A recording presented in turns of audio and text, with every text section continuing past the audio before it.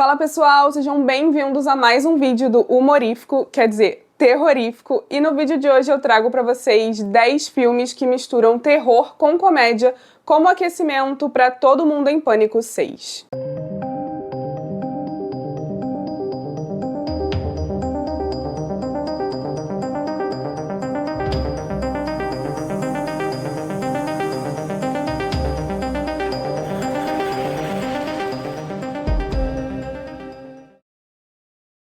Após mais de 10 anos no aguardo, nós finalmente recebemos Todo Mundo em Pânico 6, que inclusive acaba de estrear nos cinemas brasileiros. E como forma de aquecer para esse novo filme, eu pensei, por que não trazer mais produções que misturam terror com besteirol? E nós começamos com A Volta dos Mortos-Vivos, de 1985. Quando dois funcionários atrapalhados de um armazém de produtos médicos liberam acidentalmente um gás mortal no ar, os vapores levam os mortos a voltarem à vida como zumbis, sedentos por cérebros. Para o que se propõe a fazer, esse é um filme sensacional com muitos acertos. Ele é propositalmente tosco, mas também engraçado sem se esforçar muito. Eu senti que o humor foi algo orgânico. Existem certos momentos que são mais bestas do que outros. Algo em específico eu achei meio sem sentido e desnecessário,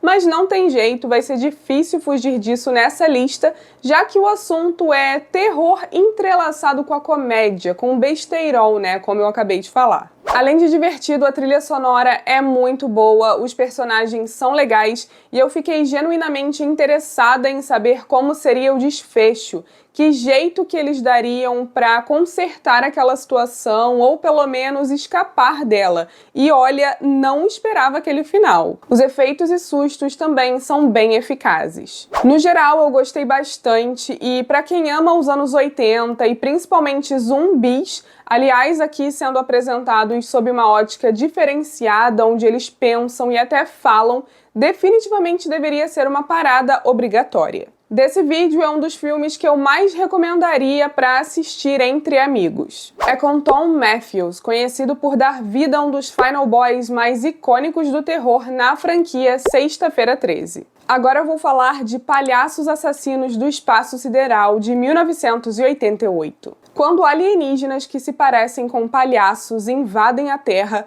cabe a um trio de jovens em uma pequena cidade rural fazer o possível e o impossível para salvar o mundo. Filme absolutamente sem defeitos e puro suco dos anos 80, sendo um terror extremamente divertido, colorido e doce, muito doce. É muito engraçado, mas tem momentos desesperadores também. Chega até a parecer um sonho febril em alguns pontos de tão louco que é. A premissa pode parecer ridícula, mas convenhamos, seria assustador passar por algo assim, e as cenas de ataques e mortes só reforçam isso. Se coloca no lugar das pessoas que moram nessa cidade só por um minuto que você vai concordar comigo. Com sacadas geniais e personagens cativantes, ele entrega tudo o que promete, dando uma nova roupagem ao subgênero de palhaços e aliens. Traz um enredo inovador, efeitos práticos absolutamente fantásticos e uma música tema muito boa que gruda na mente que nem chiclete. Gente, é simples, eles são palhaços assassinos que vieram do espaço sideral.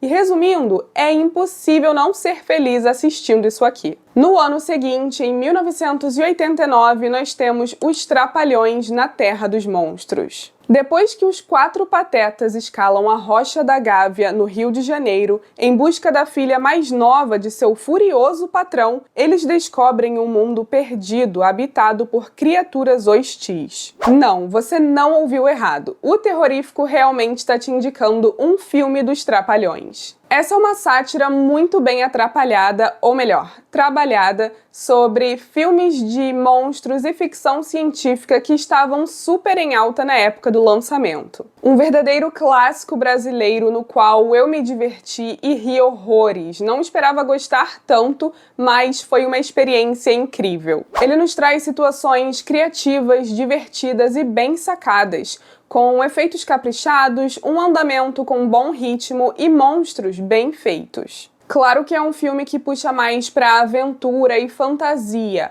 mas por conta de seu conteúdo, acredito que tenha espaço aqui no canal. No mais, essa é uma recomendação seríssima, tá? De uma obra que eu achei muito boa e que vale o seu tempo. As partes consideradas mais sérias são comandadas em sua maioria pela Angélica, que também manda bem em seu papel. Em seguida, eu vou falar um pouquinho de A Mão Assassina, de 1999. Anton é um adolescente sem ambição alguma na vida, preferindo ficar em casa sem fazer nada além de fumar, assistir TV e suspirar pela linda vizinha.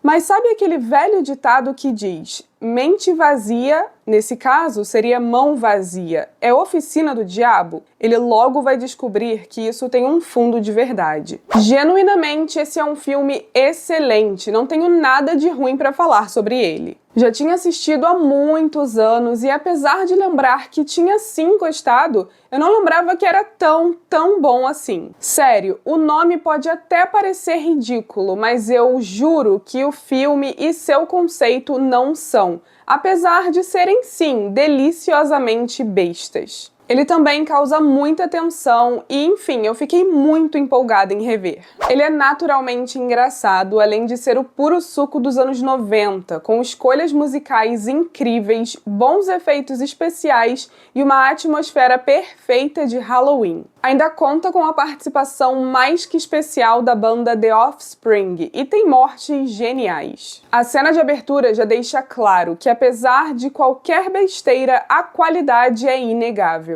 As atuações também são ótimas, mas eu destaco a do Devin Sawa, ator principal, que você vai reconhecer de Premonição, entre outras coisas. Ele sempre manda muito bem, mas aqui especialmente arrasou na atuação corporal também, é simplesmente fenomenal. O ator é acompanhado por Jessica Alba e Seth Green. Em seguida nós temos Todo Mundo Quase Morto, de 2004. A rotina idílica de um homem que gira em torno de uma vida sem emoção, sua mãe, namorada e principalmente o bar é abalada quando os mortos se levantam da terra e aterrorizam a população de Londres. Mais uma sátira maravilhosa sobre zumbis com, obviamente, bastante humor, misturando comédia com gore de maneira excepcional. Mas eles não estavam para brincadeira não, pois é surpreendentemente muito bom e tem de tudo mesmo. Humor, terror, sustos, ação, drama e até emoção. Sério, é impossível não rir e ao mesmo tempo não se sentir agoniado em certos pontos. Recomendo demais. Os atores principais, Simon Pegg e Nick Frost, são bem conhecidos e já estrelaram diversos outros longas parodiando outros temas de terror, ação e ficção científica, como é o caso de Paul, o Alien Fugitivo, maravilhoso por sinal e já fica aí de quebra como outra indicação. Mas a parceria desses dois não se resume só a isso, tá? É um currículo bem extenso para ambos. Agora nós temos O Que Fazemos nas Sombras, de 2014. Colegas de casa, vampiros, tentam lidar com as complexidades da vida moderna e mostram a um jovem recém-transformado algumas das vantagens de ser um morto-vivo. Isso tudo sendo acompanhados por uma equipe de filmagens que nos mostra a rotina desses sugadores de sangue. Esse é um dos melhores filmes sobre vampiros que eu já vi na vida, mesmo que seja mais sátira do que qualquer outra coisa. Ele se utiliza do humor e do exagero para mostrar criaturas com séculos de idade tendo que se adaptar aos problemas atuais do nosso mundo moderno. E acredite, funciona. Hoje em dia ele já é mais conhecido do que quando eu assisti pela primeira vez, mas vale mencionar porque ainda passa batido por muita gente. Tem sacadas geniais, humor ácido, personagens marcantes, diálogos hilários, além de, é claro, muito sangue. Ele é de comédia, mas não foge do terror, não. O filme surgiu a partir de um curta-metragem de 2005 dos mesmos criadores, chamado O Que Fazemos nas Sombras? Entrevistas com alguns vampiros. Em retorno, o longa deu origem ao seu próprio spin-off, uma série de mesmo nome que durou por 6 temporadas, de 2019 a 2024. Eu também já falei sobre ela aqui no canal em um dos nossos 2 vídeos que temos sobre séries de terror e reitero que igualmente vale a pena demais. O filme conta com a presença de Taika Waititi, ator e diretor bem reconhecido atualmente. Agora eu vou falar sobre Deathgasm, a Banda do Diabo, de 2015. 2 adolescentes em uma banda de metal invocam por acidente uma antiga entidade maligna ao se envolverem com magia negra enquanto tentam escapar de suas vidas mundanas. Eles estavam apenas cansados do tédio, mas acabaram tocando uma música proibida que abriu os portões do inferno. Esse eu nem preciso falar qual tipo de público vai agradar mais, né? Mas, além dos metaleiros, eu acredito que qualquer pessoa que curte filmes bem sangrentos, recheados de gore bem feito, muito provavelmente vai curtir esse aqui. O enredo também não deixa a desejar e é uma viagem cinematográfica muito louca e maneira, embalada por músicas sensacionais, humor ácido e cenas chocantes. Os personagens também são divertidos e carismáticos na medida do possível, né, apesar dos vacilos de um deles, e o final é bem satisfatório. É mais uma ótima pedida para assistir junto com a galera, misturando aquele drama adolescente com terror puro, bastante sangue e violência explícita. Absolute Metal. Descobri recentemente, aliás, que ele ganhou uma sequência em 2025, que é igualmente bem avaliada, e isso só me deixou mais curiosa para conferir. Agora temos Terror nos Bastidores, também de 2015. Uma garota fica de luto após a morte da mãe, uma ex-atriz de filmes de terror na juventude. Após ir ao cinema e acidentalmente passar por um portal com seus amigos, a jovem se vê dentro de um filme de sua mãe gravado nos anos 1980. Apesar de ser uma sátira, essa produção acaba sendo um ótimo slasher também, com grandes homenagens aos clássicos dos anos 80. Temos aqui um elenco fantástico, onde todos os envolvidos, sem exceção, eu acredito, fazem um ótimo trabalho e também quantidades equilibradas de ação, humor, drama e até momentos emocionantes. É mais divertido do que assustador, mas ainda vale a pena demais, principalmente se você for fã, como eu, do subgênero slasher. O grupo de atores conta com muita gente famosa.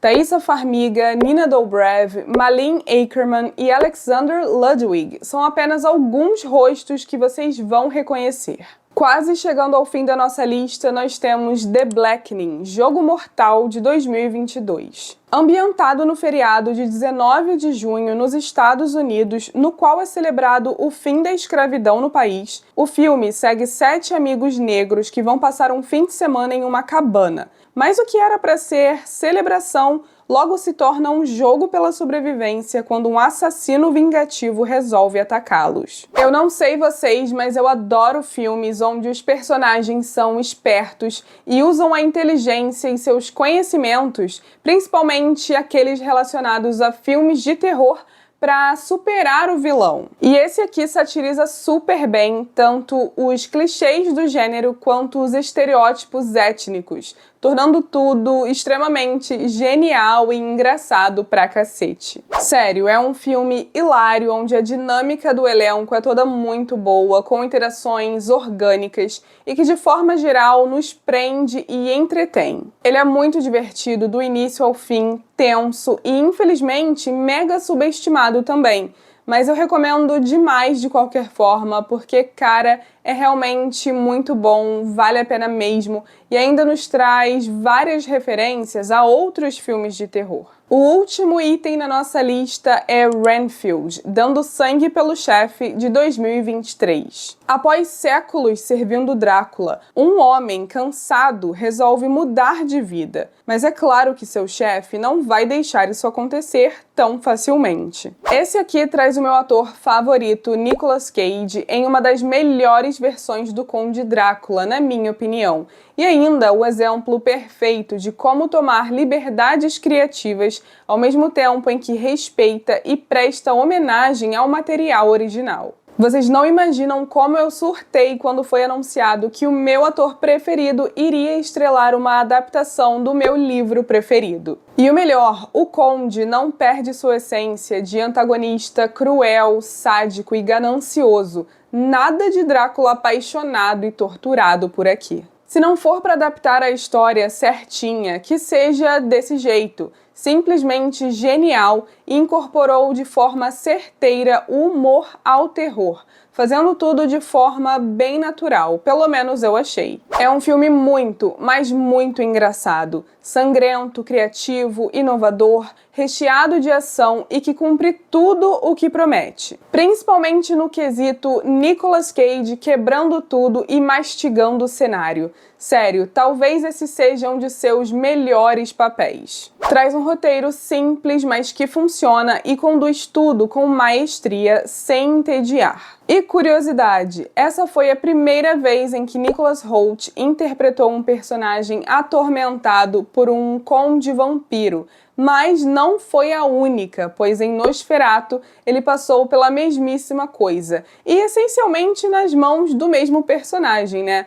E eu acho isso muito interessante. Calma aí, eu sei que eu falei que tinha acabado o vídeo, mas ainda não é bem assim. Se você ficou aqui comigo até o finalzinho, eu vou te indicar um filme bônus como recompensa, e ele se chama O Pacote, sendo de 2018. Quando um grupo de adolescentes vai acampar durante as férias de primavera, um acidente infeliz desencadeia uma corrida para salvar o bem mais precioso de um amigo. Se eu tivesse que pensar num filme que eu mais me escangalhei de rir na vida enquanto estava assistindo, esse seria um dos primeiros nomes que surgiria na minha mente. Não é nada intelectual ou cult, mas isso já deveria ser óbvio, e a graça, sinceramente, é justamente essa. É um filme para você desligar a mente e só aproveitar a viagem. Pelo menos pra mim, isso deu muito certo e eu chorei de rir. Tá como bônus única e exclusivamente porque ele tem menos elementos de terror do que os outros. Na verdade, sendo bem sincera com vocês, ele nem terror é,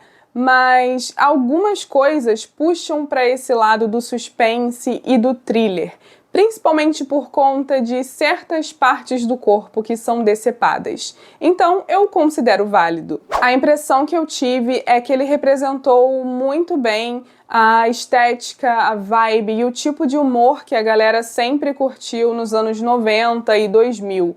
Achei que isso tudo foi traduzido perfeitamente e para um filme de 2018 ainda é um feito e tanto. Traz uma ambientação de meio do nada, aquele clichê do grupo de amigos perdido na floresta, na selva, sem sinal de celular, tentando consertar uma situação emergencial, desesperadora e bizarra. É estúpido, é ridículo, é bobo, é histérico, é. Mas, desculpa, na moral, tem que ser muito chato, metido a cinéfilo pra não gostar disso aqui. Todos os atores são excelentes e entregam performances excepcionais, como Geraldine Viswanathan e Eduardo Franco, que você deve reconhecer de Stranger Things. E é isso, pessoal, esse foi o vídeo, espero que tenham gostado. Eu, particularmente, adorei montar o texto e gravá-lo, porque é algo bem diferente do que a gente está acostumado a fazer aqui no canal. Se você também curtiu, não esquece de deixar seu like, de se inscrever e ativar o sininho para não perder nenhum vídeo novo que a gente postar, com mais conteúdo parecido com esse, o que acontece semanalmente. Deixa também um comentário, manda para aquele amigo ou amiga que também vai curtir. E é isso, nos vemos no próximo vídeo. Um beijo!